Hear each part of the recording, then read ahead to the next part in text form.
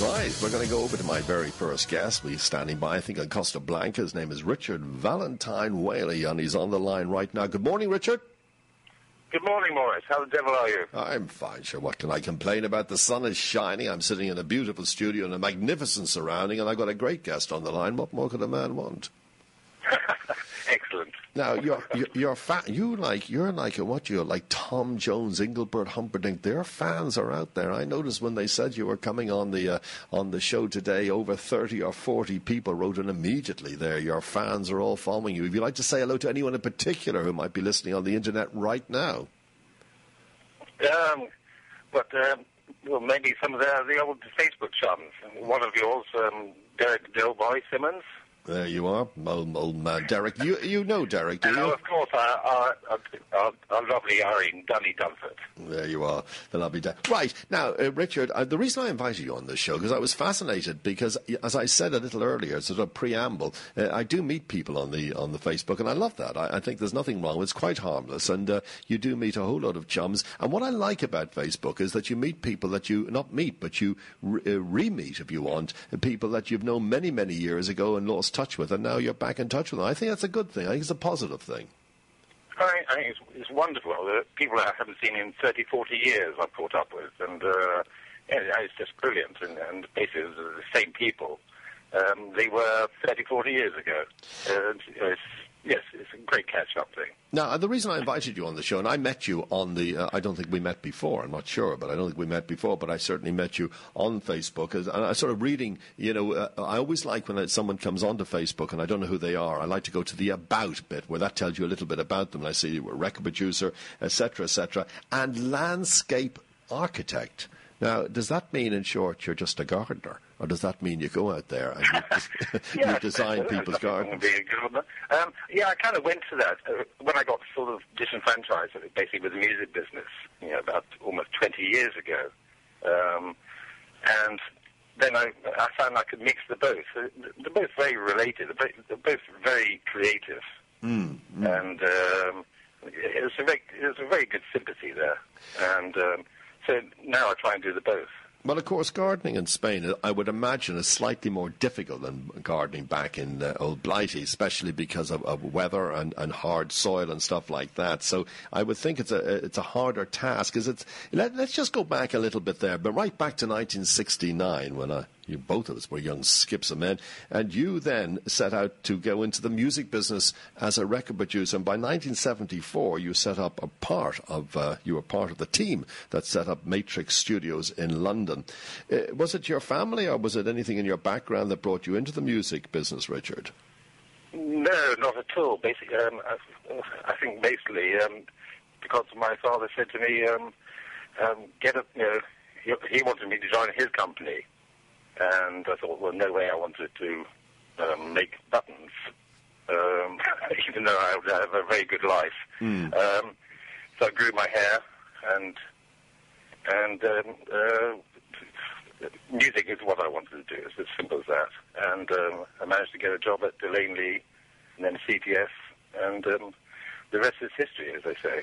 When you certainly worked, I was looking through your list of people you worked with. My God, it's like when you go into one of these restaurants that have about 400 choices on the menu, you have an extraordinary list of people you worked with directly, indirectly, whatever way. People like ELO, Charlie Watts, Dr. Feelgood, Adam Ancho, Waddy Waddy, Harry Nielsen, Ginger Baker, Mary Ann Faithful, and Paul Young just are among so many of the big names that you worked with.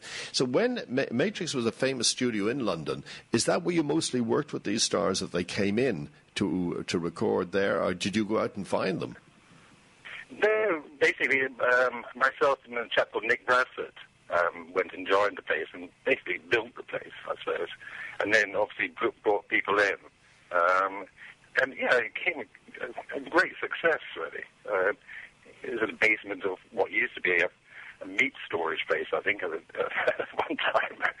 So you kind of have a sympathy there, obviously, cold, dead meat. But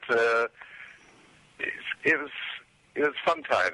Actually, as you remember anyway, the 60s, 70s, whatever, it was a great time for music. Oh, yeah. Fabulous time. A lot of fun. I remember the first time I worked in London really was maybe 10 years later, or maybe 9 years later, when I came across a young Pete Waterman, who also had this ambition to set up a studio, a hit studio. He wanted to hit up a hit factory, he told me at the time, and he'd got together with two young guys called Mike Stockton and Matt Aiken, and they sort of put together this PWL, this company, and start producing, almost mass producing, a sound that would turn out records. Very different than what you were doing. You had, if you want me... Yeah, but Pete was basically more... He started actually remixing. That's how he basically started.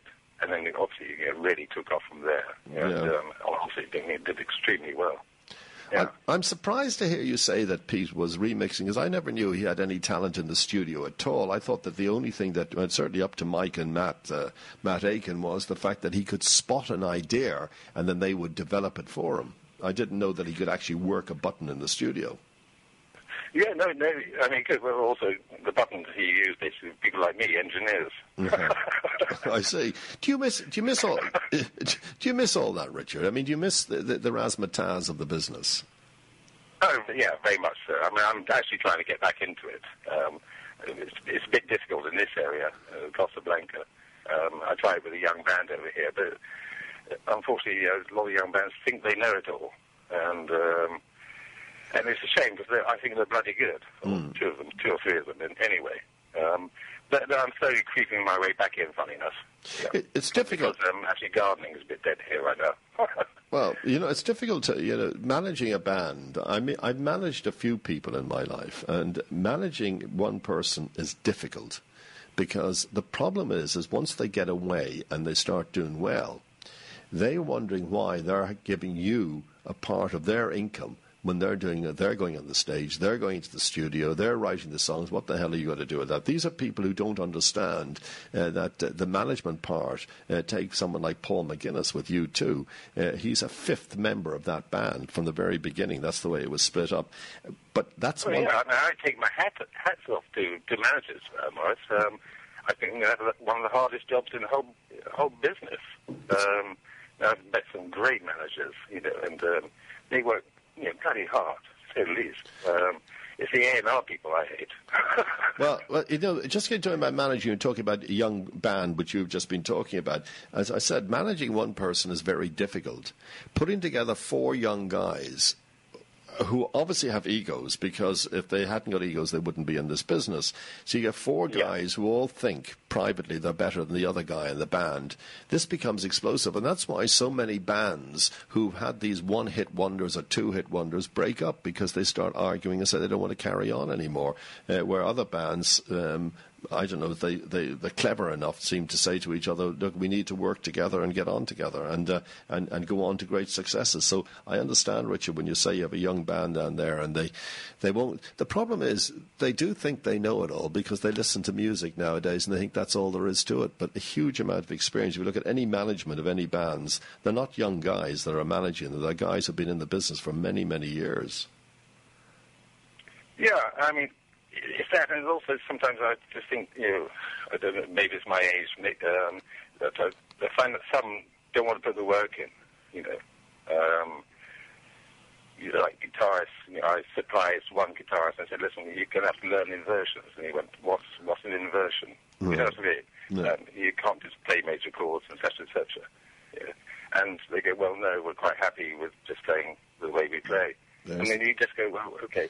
But, again, remember in our days, the work, the musicianship that went in some of the old bands. That's why they're still around now, these great musicians.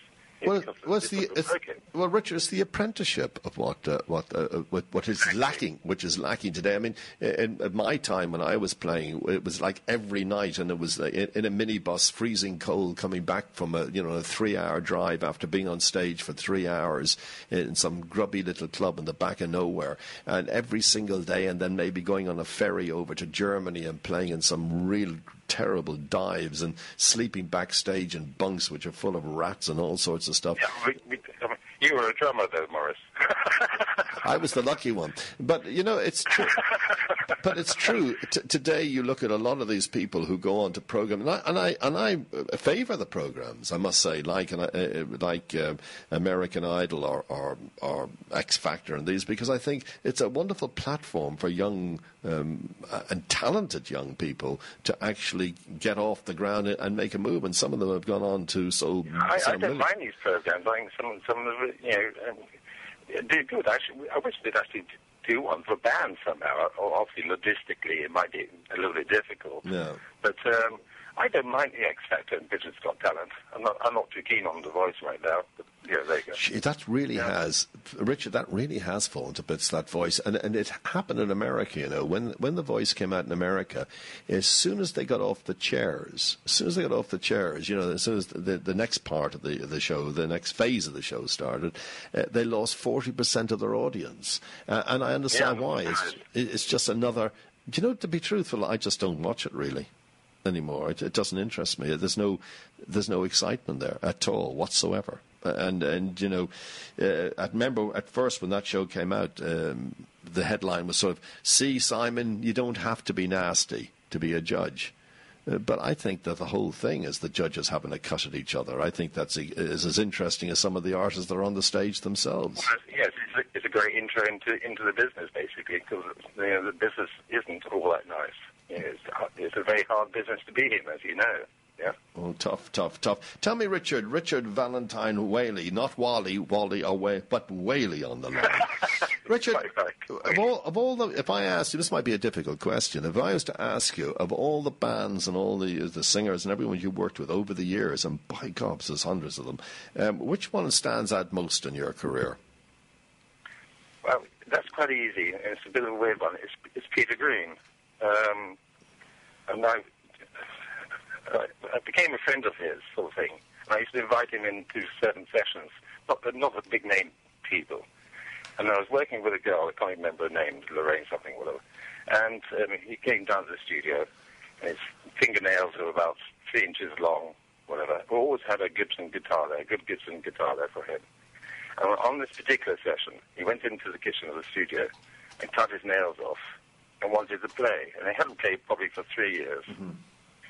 And he played on this particular track, and it just blew my bloody mind away. It really did. He was an extraordinary man. And when you got to know him, he was a bit ill. I think he's a bit better now, as such. But he was extraordinary musician. Well, a legend, isn't he? You could say he is a guitar legend. There's no two ways about that. What about, as we touched on the point of the young band, and people can be difficult.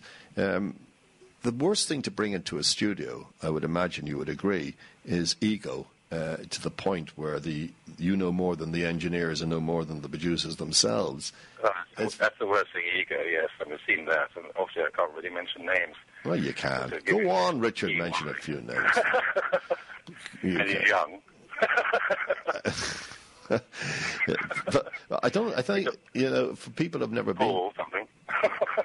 Do you know that the last time that guy, I don't want to mention his name, if I do, I'll just hang up my hat where I am. But the last time, excellent, well done, you got it. The last time I was down, he was down here. I was at a charity function that I was at, and his voice is shot, which is a terrible shame. And I think it's shot by maybe stuff that fell up his nose by a mistake, but it's totally gone. There's no voice left there anymore. It's just totally... Yeah, I mean, when I did, the single was... it went to actually, on a bullet, actually, into the top 10. Mm. And unfortunately, then he did it on Top of the Pops, and he shouldn't have done. They shot straight out.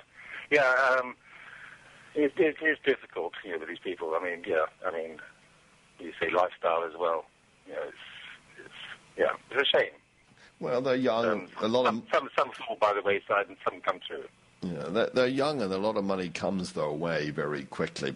Richard, it is great to speak to you at last. I mean, we speak on the Facebook, and I do thank you for coming on and just giving me a good chat, because it's nice to know among us, and you're on Costa Blanca, but among us there are people living down here who've got tales and have got a wonderful background. I mean, it's not just people within the music industry that I like to speak to. It could be in any industry at all, but it's just good to know a little bit of story about their backgrounds and a little bit about them, knowing the people, know your neighbours, and maybe a lot of people don't know you were in the music industry. No, that's very true. Well, there's a saying over here, you arrive as an able seaman that acts like an admiral, and sometimes it's good just to leave your past behind, unless you're going to work it here. Well, look, it's good to speak to you, Richard, and we'll keep in touch with you, of course, on Facebook. And thanks for joining us this morning here on the Boland Show. And enjoy the rest of your day. Go potter around a garden, or go produce the odd record, and get that young group or whatever it is back on the road, and get yourself back into a studio where you belong. Bless you, Morris. That's excellent. Thanks very much. Thanks for joining us. Bye-bye.